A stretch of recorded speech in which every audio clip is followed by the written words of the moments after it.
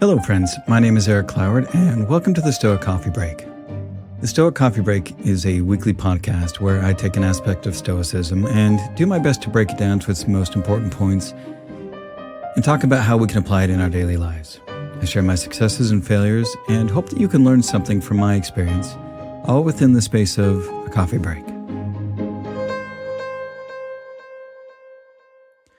So this week's episode is going to be a little bit shorter because I've been feeling a lot under the weather this week. And so what I'm going to share with you this time is in the Stoic Coffee House, which is the community that I put together for the Stoic Coffee Break, we have what's called our daily grind, which is a journal prompt that I put up every single day where people write their ideas and we discuss these ideas a little bit more in depth. And this one is one that I put up earlier this week that I really liked, and it's called It Will All Be Gone. Brief is man's life and the small nook of the earth which he lives.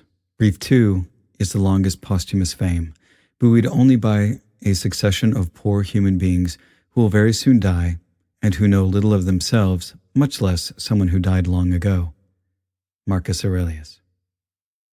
We're not really here all that long, and we don't really matter that much. Nothing we do lasts. Eventually you will fade. Your works will fade. Your children will fade. Your thoughts will fade. These planets will fade. This sun will fade. It will all be gone. Novel Ravikant. Each of us have our own struggles in life, and at the time they can be overwhelming and epic. But when we take a step back to look at the things that are troubling us through the macroscopic lens of eternity, then our troubles can seem to be rather small and fleeting. Since most of us live in a space where many of our physical comforts are completely taken care of, it leaves more space for mental challenges. We have more things to juggle in our daily lives than people did 50 or even 100 years ago. More of our work is spent in our minds rather than in our bodies. We have more time to read, to think, to ponder, and to work on improving who we are and cultivating the personal attributes that we want in our lives. The challenges that we face are often mental constructs that we create ourselves, and putting them in the long perspective of humankind helps us to have a more holistic view of our lives.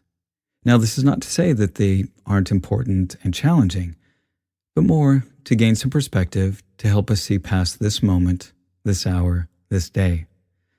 When we can see our problems on a longer timeline, we can recognize that one day none of it will matter. And this can free us up to make a choice and to continue to move forward. So I want you to take some time this week and maybe answer 2 questions in your daily journaling.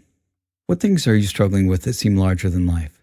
And does looking at it through a longer timeline change how it feels for you? And does it change your plan of action?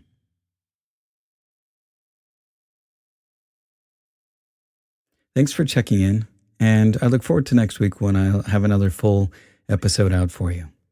And until then, be good to yourself, be good to others, and thanks for listening.